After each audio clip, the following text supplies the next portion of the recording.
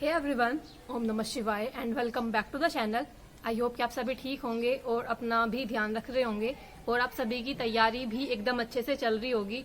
तो आज जो एनालिसिस करने वाले हैं ये करेंगे 13 जुलाई के RWA के यूपीएसआई के मॉक टेस्ट का। तो इससे पहले एक दिन पहले मैंने सैटरडे में जो टेक्स्ट बुक पर जो लाइव मेगा मॉक टेस्ट आता है वो मैंने लगाया था।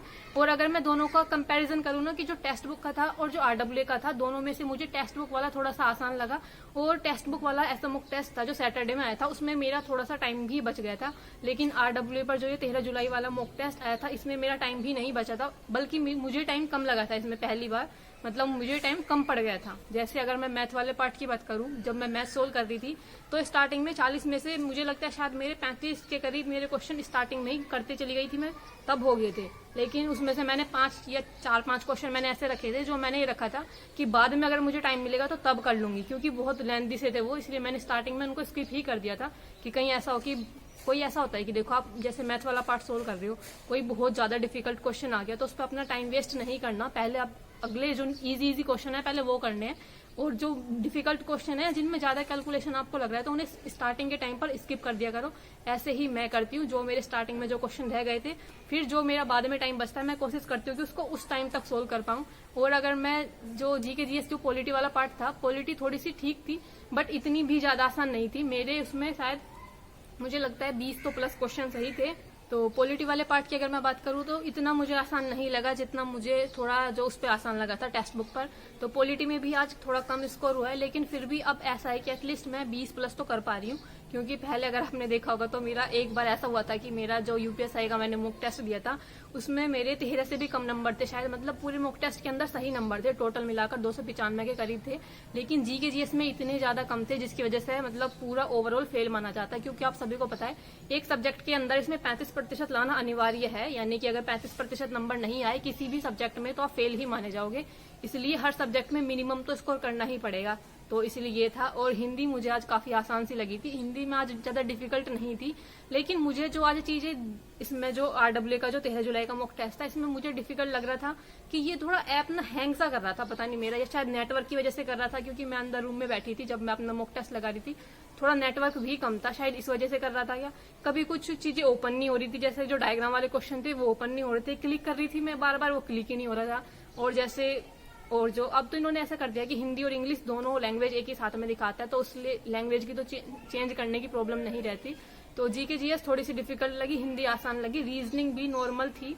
और मैथ में मेरे कुछ गलतियां हुई है, कुछ नहीं मुझे लगता है काफी सारी गलतियां हुई है। और रीजनिंग में भी कुछ क्वेश्चन बहुत ज्यादा अटकाने वाले से थे, कुछ जो सीरीज वगैरह थी, सीरीज थी या फिर जो बॉक्स में जो क्वेश्चन दे रखा था वो मेरा गलत हुआ था। जिसमें फिगर काउंटिंग करनी थी शायद वो वाला क्वेश्चन भी मेरा गलत हुआ था, मैंने उसमें 16-17 किया था जबकि उसमें 18 थी। तो ऐसा रहा था ओवरऑल पेपर। अभी बात करते हैं, देखो अभी मैंने ये सारी चीजें बता दी। और मॉक टेस्ट मैंने आज थोड़ा जल्दी ही लगा दिया था, शायद मैं 11, 11:30 या फिर हाँ शायद इतने बजे के करीब ही मैं अपना मॉक टेस्ट लगाने के लिए बैठी थी। तो जो भी मेरा स्कोर होगा, जो भी रैंक वगैरह दिखाएगा वो उसी टाइम के अकॉर्डिंग दिखाएगा, क्योंकि जिस टाइम मैंने जो ये मॉक टेस्ट लगाया था और रैंक भी मेरी परसेंटाइल भी कम रही है थोड़ी सी, और टाइम मुझे कम पड़ गया था मैथ के अंदर। और मैथ के अंदर मुझे लगता है लास्ट में जब मुझे टाइम कम रह गया तो मैंने 3-4 क्वेश्चन मुझे ऐसे ही तुक्के से ही चूज करने पड़े फिर। लेकिन हाँ सारे अटेम्प्ट कर दिए थे, क्योंकि नेगेटिव मार्किंग नहीं होती तो सारे ही अटेम्प्ट कर देती हूँ। लेकिन मैं खुद से उनको सोल्व नहीं कर पाई थी, सिर्फ ऐसे टिक किया था, क्लिक किया था। अभी देख लेते हैं 3-4 क्वेश्चन और उसके बाद बात करेंगे कि स्कोर क्या रहा है। एक जीके जीएस में था शायद ये वाला क्वेश्चन, या फिर रीजनिंग में था, शायद जीके जीएस में ही होगा। इसमें क्वेश्चन था कि भारतीय संविधान के अनुच्छेद 24 के अनुसार किसी कारखाने में रोजगार के लिए एक व्यक्ति की न्यूनतम आयु क्या है। और मैंने पता नहीं मुझे कहाँ से ये चीज ध्यान आई, मुझे 16 वर्ष लगा दिया मैंने, जबकि पढ़ाया मैंने 14 वर्ष तक की आयु के बच्चों का होता है, और जो शिक्षा का अधिकार भी होता है वो भी 6 से 14 तक का ही होता है, और इसमें भी 14 ही आना था, लेकिन मैंने यहाँ पर 16 लगा दिया। ये क्वेश्चन इतना आसान था, जीके जीएस वाले पार्ट में था, ये मेरा गलत हो गया था। उसके बाद मैथ में क्वेश्चन था कि ए 94 दिनों में कार्य कर सकता है, बी 141 दिनों में यही कार्य कर सकता है, सी 128 दिनों में उसी कार्य को कर सकता है। पहले दिन ए ने इतना काम किया। तो ये सारा था, मतलब क्वेश्चन तो पूरा मानकर चलो पूरा क्वेश्चन आसान था, बस इसमें थोड़ा सा एलसीएम थोड़ा डिफिकल्ट हो रहा था इसका निकालना। लेकिन मेरा ये क्वेश्चन गलत हो गया था क्योंकि टाइम ही नहीं बचा था मेरा। स्टार्टिंग में मैंने इसको स्किप कर दिया था कि इसको बाद में करूंगी, बाद में टाइम नहीं बचा। फिर मुझे सारे ऑप्शन एक जैसे लग रहे थे तो मैंने बी ऑप्शन चूज कर लिया था, जो कि गलत था। तो तुक्के जब आप लगाते हो ना भाई, 2-3 क्वेश्चन ठीक होते होंगे, तुक्के से ज्यादा नहीं होते।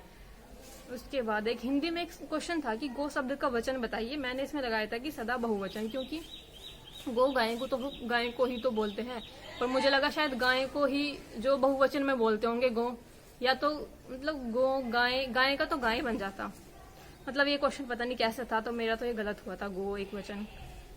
तो मुझे लगता है शायद क्वेश्चन इतने ही थे, ये वाला हो गया।